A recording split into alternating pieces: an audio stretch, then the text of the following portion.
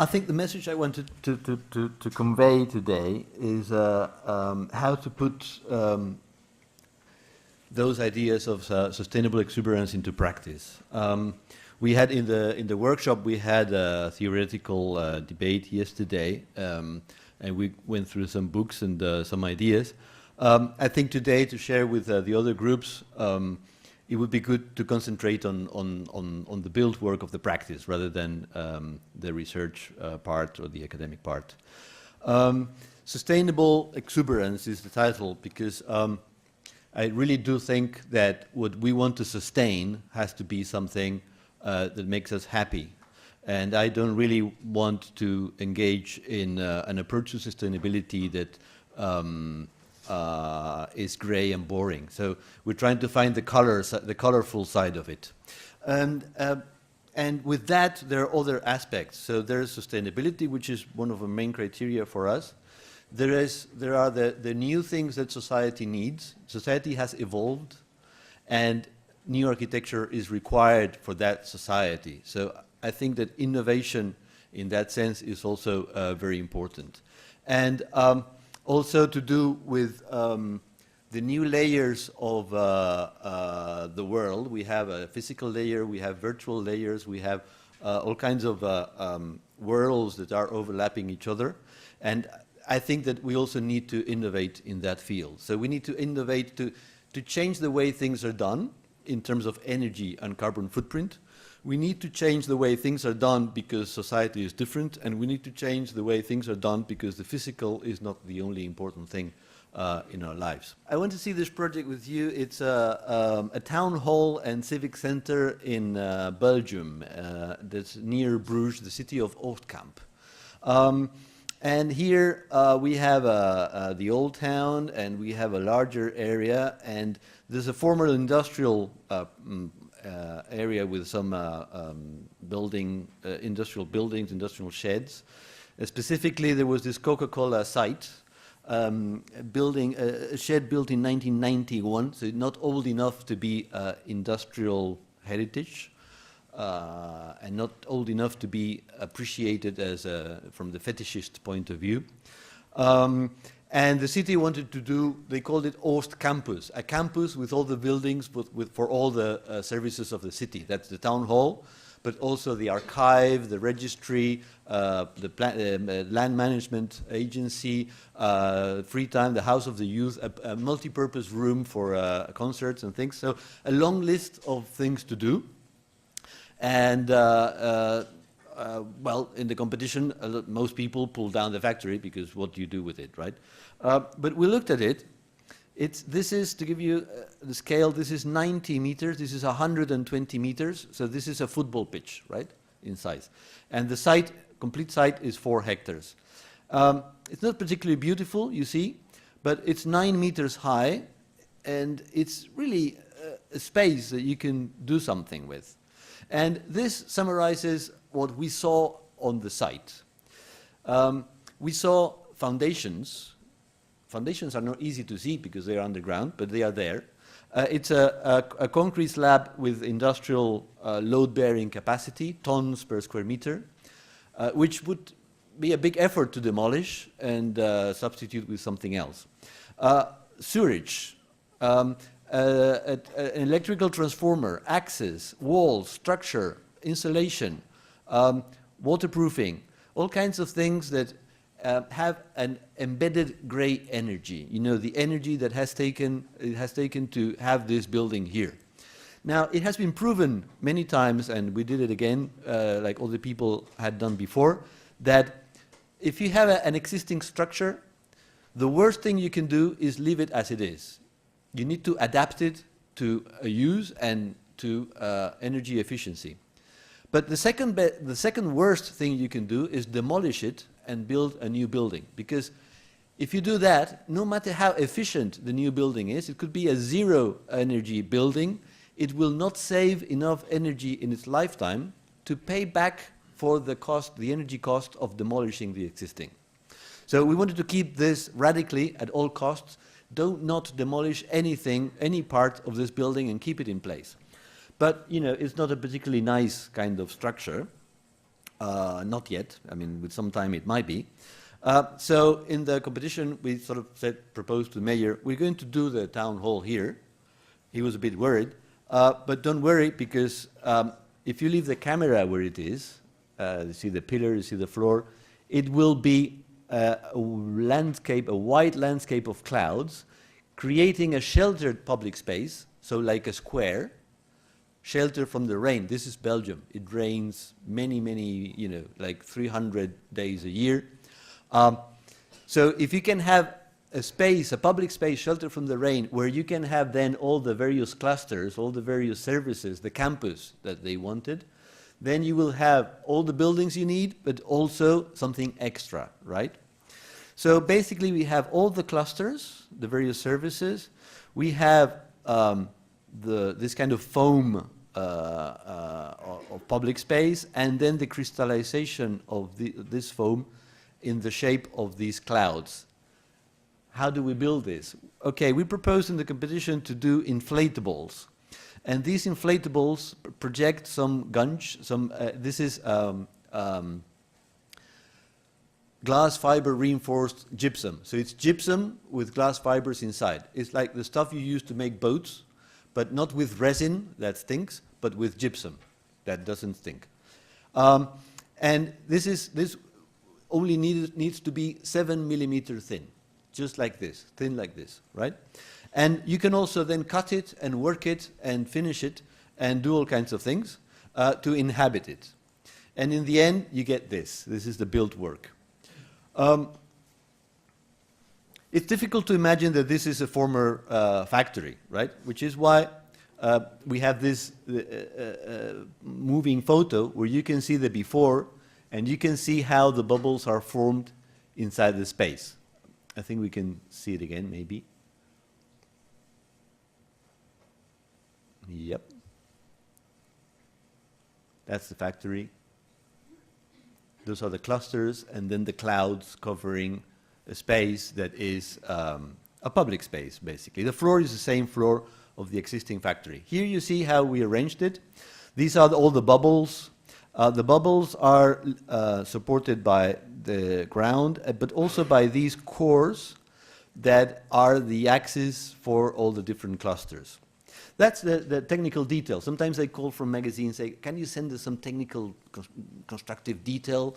And we send that. They say, no, can't you send something more sophisticated? It's just the 7 millimeters, a piece of plywood cut with the shape of what the Rhino model says, and that's it. And the interaction with the ground is very important, and just make sure that the bubbles are not touching anyone. That's the floor plan.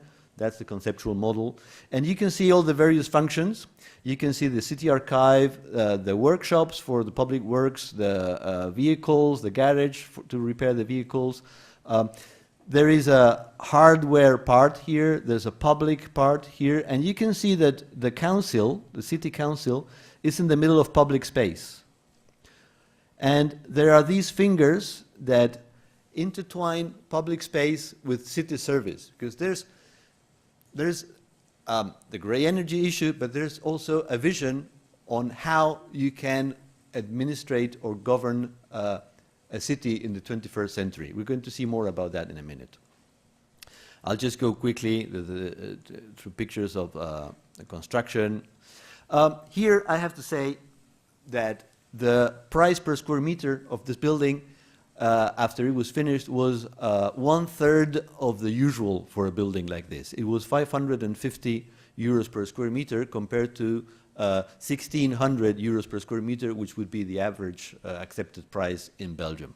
1/3 of the price. That means that we managed to build all the square meters that they wanted, that long list of uses, and we didn't even spend all the money that was available for us. I have to say it here because sometimes people look at this picture and say, oh, they have money in Belgium. You know, they do town halls, fancy town halls, right? But in fact, this is cheaper because we are reusing what there is. I think sustainability has to be cheaper than non-sustainability. If you spend more money to make something more sustainable, there's something wrong.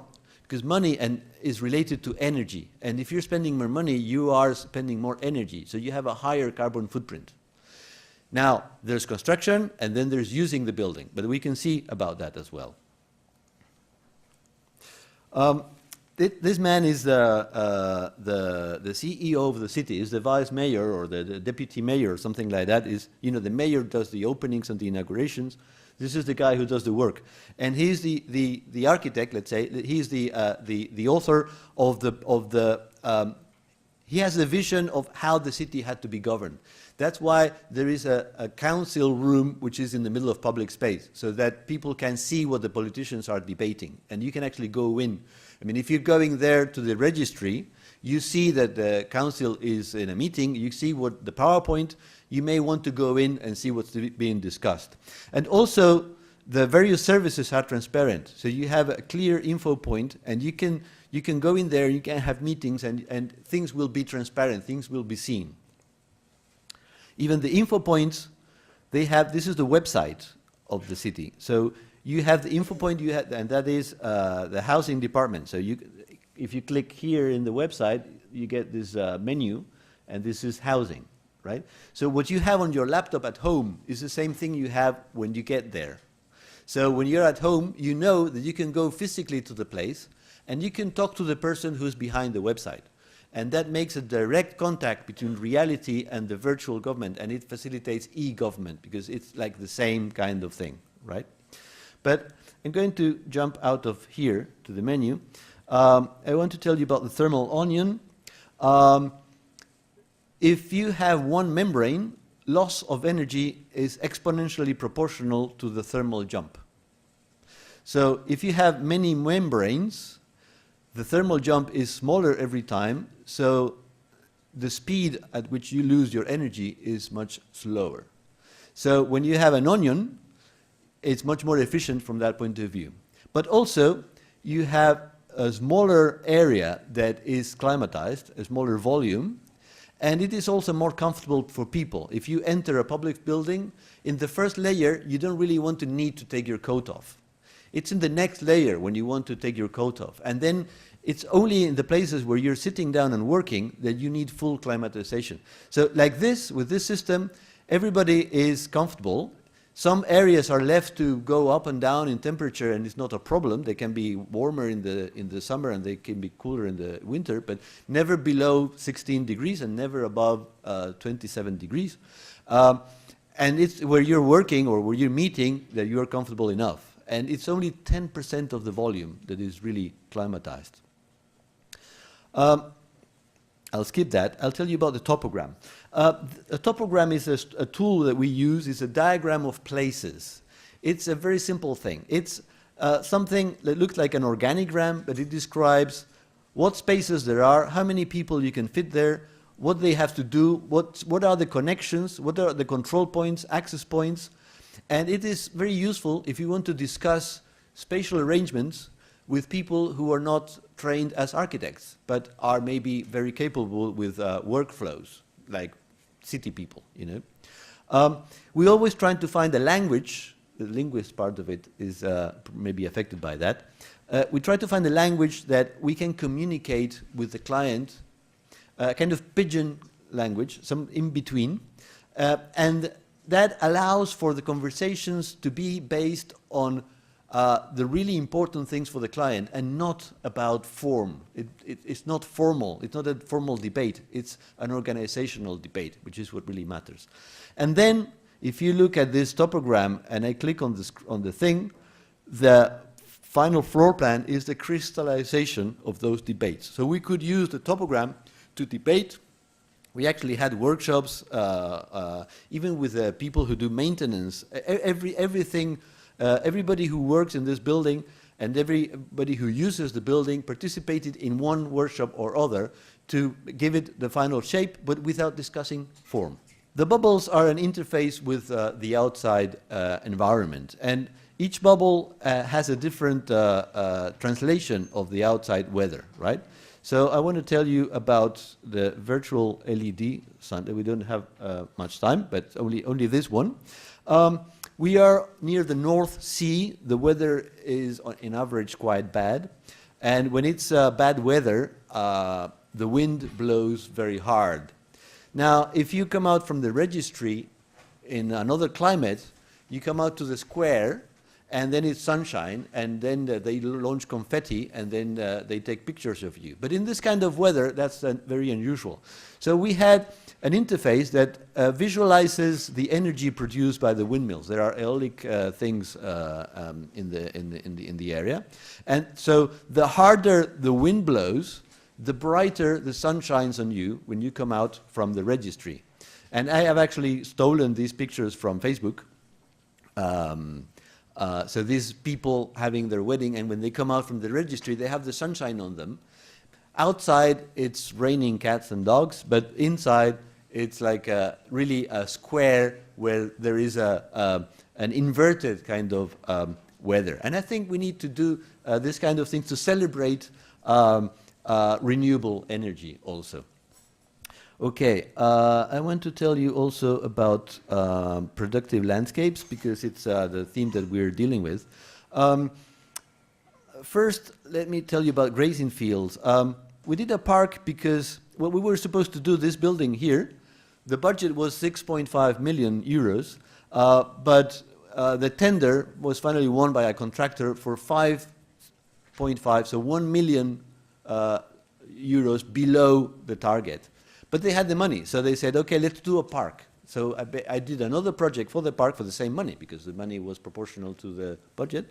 So I did 2 projects for the price of 1, also in terms of fees. And the park is a productive park in many ways. It is a place where the choreography of production is celebrated as part of the landscape. But there's part industrial, but also part natural. The park is, the gardeners, you can see the gardeners here. This was the test, the first batch. We did the test. They came in one spring, and just to see how it went. And then there was a test sometime in November, and it was good. It was good. Now this is not very sustainable, because these are ruminants and they emit methane. And that's not very good for the planet, but you know, nobody's perfect. But you see here the park, there's a cow there as well. And you can also see this drainage area with children playing. Let me tell you about water harvesting. We proposed the roof to harvest water for the building and for the workshops, but also the ground for the vehicles that do the street cleaning, so to fill the tanks of these trucks that go around the city cleaning the streets. And we proved that the investment needed to do that would be paid back in 3 years. So now, as we speak, they have free water, and it's a lot of water that the city uses. That's a lot of money that they're saving by harvesting water in Belgium, where it rains quite a bit. There's also the salt thing. They had to store, well, no, the salt thing is here. They had to store salt for the winter, and they had excess soil from building sites. So we built a mountain with the excess soil, helping to drain, covering the salt, and also building a grandstand for an events plane. So by using waste and by draining water, we were also creating a place for, maybe they do kart races, you know, go-kart races there, and they do parties and things like that. And then this is the yard. So those are the workshop for road maintenance, the green people looking after parks, and they have to store all kinds of materials. So we did this raised bicycle path with all the materials stored against the path, so that you can see all these things happening. So the transparency is not only affecting the government and the decision making and the relationship between the citizens and the administrators, and it's also to do with the blue collar kind of part. So when you take your bicycle and go past the yards, you can see what they're doing. And this choreography of daily life is also very attractive for people as part of this productive landscape thing. And finally, the bicycles have a major role at the entrance of the building, where you can leave your bicycle in a kind of atrium that we created, so that, and you can see that it's quite successful. Instead of building a building and then doing a bicycle shed outside, I think it's important in a culture where you use the bicycle to include that in the building. People don't think about these things, I don't know why, but you need to include the bicycle in an atrium in front of the building. I think it's the only thing that makes sense. Okay, I'll jump out to be a bit quick. Tell you about this other project. It's a music school. Well, it's music, word, and dance. That's the MWD thing, music, word, and dance. So it's stage arts. And it's in the periphery of Brussels, in an area where there are these single-family houses, but next to each other. They pretend to be like farms, but they're not really, because they're too close to each other. There is this cultural center, which we are now converting. We got the job to do also the cultural center afterwards as a renovation. Monumental building with, this is concrete. It's not that it doesn't have windows. I mean, it really is like that because it's a brutalist building from the 70s, and that is like concrete, right? Then there is a forest, larger than what you see here, that is protected. Nature. And then there is a square with a town hall. So we have a crossroads of the urban, the supposedly natural, the domestic and small scale, and the large monumental scale of the cultural center. How do we build a big building in front of these houses, making sense from all sides, but with also a voice of its own? So this is what we did. We did a growing scale from the scale of the houses and the shape of the houses to the scale of the monument, looking face to face to the monument, and with an abstract shape that will look face to face to the abstract shape. So from farms to abstract, from small to big, and also from urban to natural. We're going to see that. This is the suburban feeling. You see the gables of the houses with these green things. You see the houses sticking out, and you also see the houses sticking out. You don't really see the building. This is my favorite picture of the building where you don't see it. And as you approach it, you start to realize first that the forest is a strange forest and the house is a strange forest, and something happens here. I don't want to tell you much about that. It's a piece of music. But anyway, you see the forest and the continuity of the forest, but in fact, there are windows there you don't see. I'm going to tell you about that in a minute.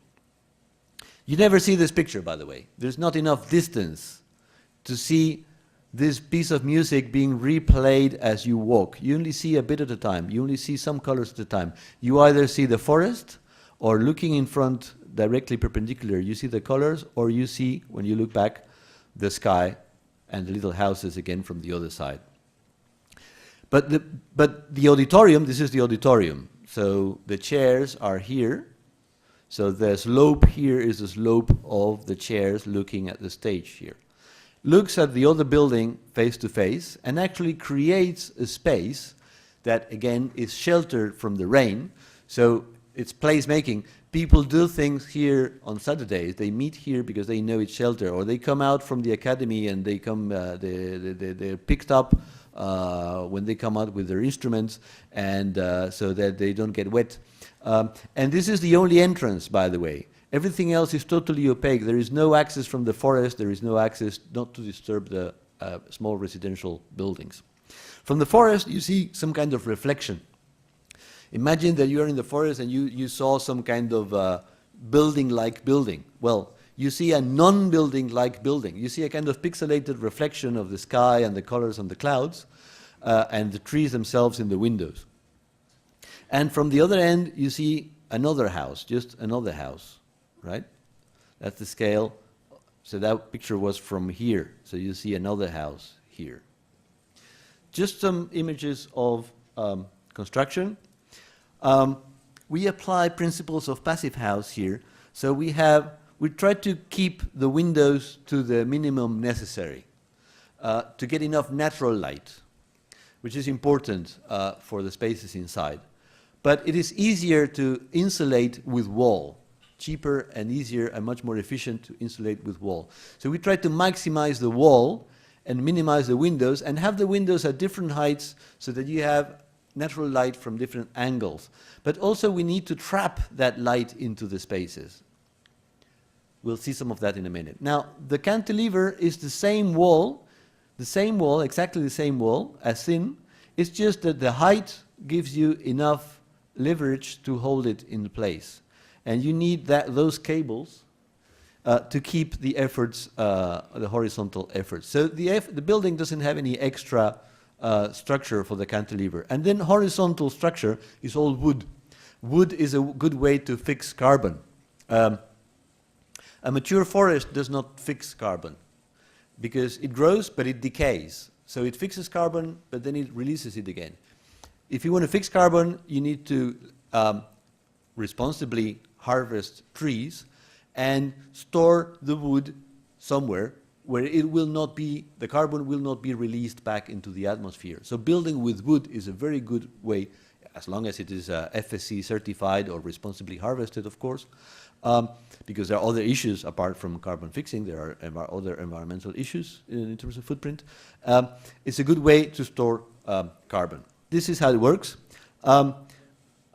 Super insulation, airtight connections with windows, making sure that you don't lose air through the walls, which you do. In this building, you're losing air through the walls and heat through the walls. Not just heat, but air as well.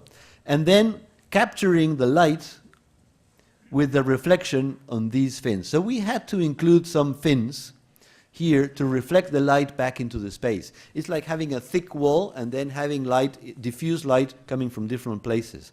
So we need super insulation, we need protection to the super insulation, and we need to capture light in. So that's why we have the fins.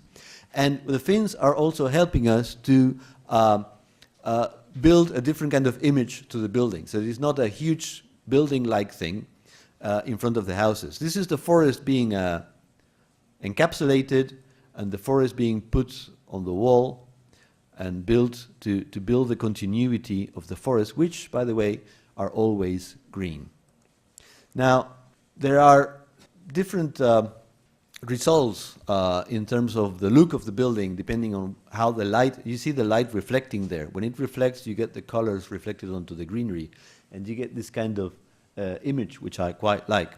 Now, this building, the target price was 1,600 euros per square meter, and the final cost without the auditorium specifically technical features was 900 euros per square meter, which in Belgium is really very reasonable.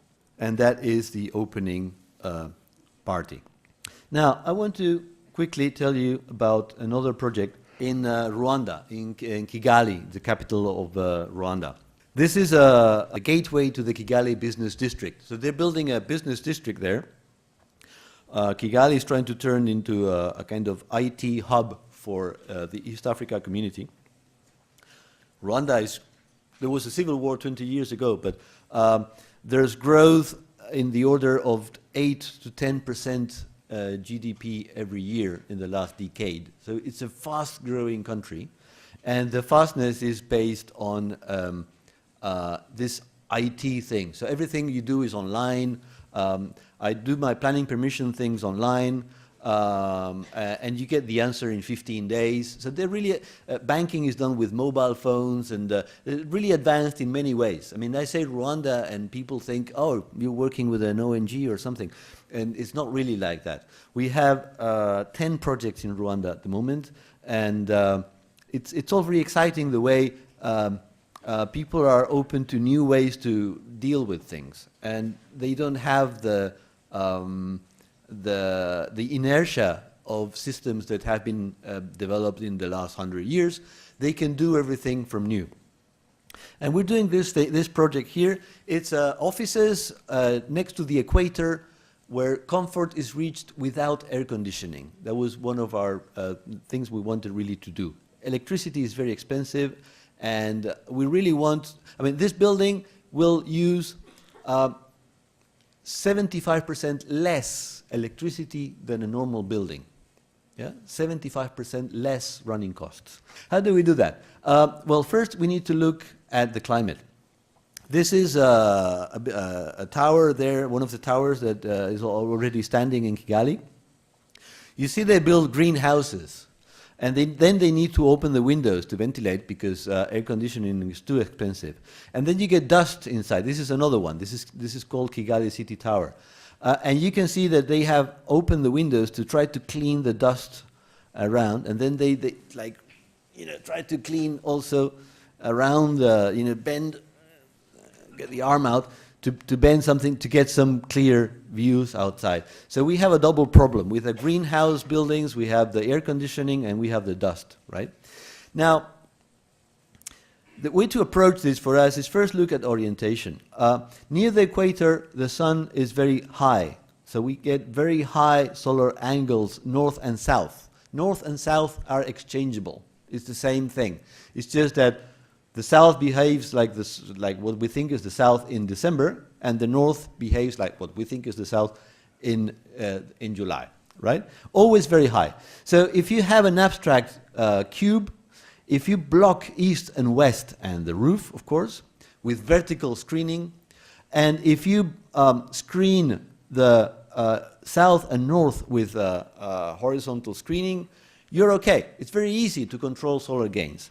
It's much easier than in Northern Europe, where the sunshine can be very horizontal in the summer as well. Now, you're not always able to have this orientation, and then you get solar angles also that are low on this side. So our strategy is, okay, we have a ground floor. We need to adapt to that shape because we want to be aligned with the street and optimize the use of the ground commercial floors. But we want the top of the tower to reach this kind of shape. So what we do is we make it evolve from one shape to the other, and we get this kind of shape. And then we have some sides that are not really very good. So we put these boxes that are opaque to the east and west, but open completely to the north and south. And that is how we get this kind of abstract, kind of general shape. Then we balance shading, vertical screening, and views. If you have an office on a 15th floor, you want to have views, so you don't want to have everything screened. So we balance it to make sure that we have 70% good screening with plants. Now, what other thing are we doing? This is a graph of the temperature every day. It goes up every day through the year, and at night it goes down every day through the year. So if we can screen ourselves from solar gains and we can store the the cold of the night, we can have a very good average temperature inside our building, right? So what we have is a ventilation system that is based on, let me go back to the strategies, the structure. The structure is a hollow core slab. No pillars, there's just a peripheral beam and the core. And we have a hollow core slab where the cores are used as ducts for air to circulate. Yeah? So we're making the slab light to save concrete and weight, and we're making the air circulate through it to, let me go back to the climate, to cool down the structure during the night. So during the night, we circulate the cold air through the slab and then it goes out into the street. And during the day, we have a cold structure. Then during the day, we get air renewal through another circuit, the green one, controlling humidity. This air is dehumidified. And because humidity is what helps you achieve, controlling humidity helps you control comfort. And then you renew the air and with air that has been cooled down also by the structure, and then it goes out, leaving, getting all the toxics out and all the people's breathing out, and also very slow speed, and also helping redirect the heat generated by people and by computers. That's the system that we have. We did a computer model, and we know exactly that this is actually working every single hour of the year. Now, we do that control that with the skin. The skin is multi-layered, and we have logistics are very important in Rwanda.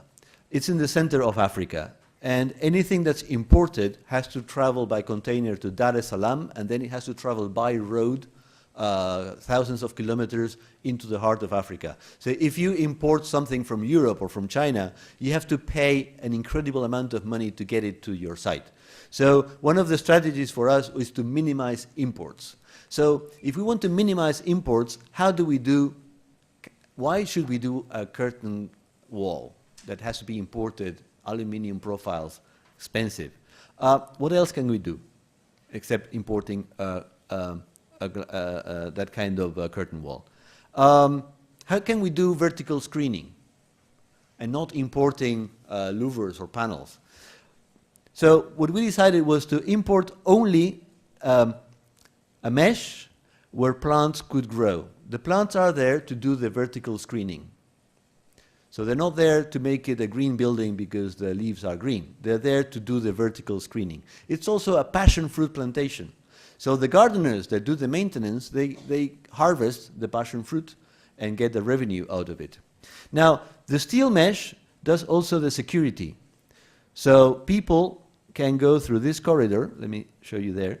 So the gardeners can go through there and maintain the vertical screening, but also the cleaners can clean from the outside without needing fancy things that go up and down and especially trained personnel. But also the security from the point of view of people falling off, and therefore we can do very simple frames. We don't need special glass or special frames to keep people inside the office safe. We just have, so we are only importing this mesh that is a roll, very light. Just one container will bring us the facade for the whole building. Then we can use wood that can be responsibly harvested locally. We just need to make it fireproof. And we have the right products that are also low impact from the environmental point of view to keep them fireproof. Then we can have this screening plantation, and we're basically minimizing the import. And that is how we are building the image of the building as well. So this is a green building, not because it's, I mean, when these flowers are in flower, it will not be this color. It's green because we are using minimum electricity, we are minimizing imports, we are using local materials, we are creating local business opportunities for people who can develop woodwork and wood panels and things like that. And we are basically maximizing natural light, minimizing the needs for electric light, and controlling orientation, harvesting water. That's why it's a green building, not because it has plants around it. The water we harvest, it rains a lot in the rainy season, but then there is a dry season. And we need to look after the plants. They need water in the dry season. So what we do is we have this system. We have city water only for human contact, only for the wash basins and maybe the kitchen. That water is then gray water that we clean, and it goes to storage together to go to the toilets. Now, if you've done anything like this before, you know that the water you need here is much less than the water you need there. So you need more water that we harvest from the roof. When it rains, it does rain. Now, this water goes here, and we have a biodigester that produces more gray water that is recycled again, and water full of organic components that we use for irrigation of the facade. The plants eat the organic components, and so we have irrigation and food for the plants, and also phytodepuration, so that we can then send this directly to the wetlands. Kigali is hills, and on the lower part of the hills there are wetlands. And if we put water there that is almost clean, the wetlands will finish the phytodepuration. So basically we have no waste, no sewage. We use the water 3 times, and then the 4th time we use it to feed the plants and to water the plants in the dry season. When it rains a lot, so on the top of a tower we can harvest enough water to go through the dry season. We store it in the foundations. The foundations are a waffle, and we need a certain distance to have this waffle spread over the base of the building. And we use the holes in the waffle to store the water. so that we have enough space and we don't need to build extra tanks. Okay, let me just show you the site. Those are towers that are already there. And this will all be towers in the future. And in fact, that's KCT. This will all be towers in the future. All the towers are already there. This is the project, and this is what it will look like eventually. I think I can drop it here. Thank you very much, and I give the floor to my colleague.